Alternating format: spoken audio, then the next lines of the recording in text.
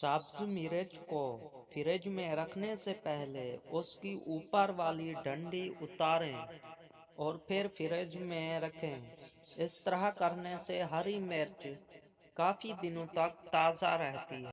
गर्मियों में गोश्त को खराब होने से बचाने के लिए कपड़े को सिरका और पानी में तर करके गोश्त को उसमें लपेट दें। काफी दिन तक गोश्त खराब नहीं होगा। बिरयानी के जब प्याज के लच्छे फ्राई करें तो उसमें एक चटकी नमक डाल दें।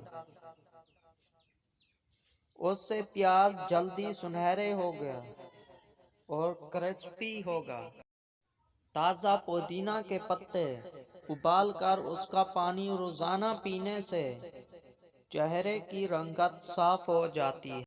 गोश्त गलाते वक्त अगर इसमें पपीते का पाउडर या पेस्ट डाल दिया जाए तो गोश्त जल्दी गल जाता है। मज़ीद अच्छी वीडियो देखने के लिए हमारे चैनल को सब्सक्राइब करें और वीडियो को भी लाइक करें और अपने फ्रेंड को भी शेयर करें।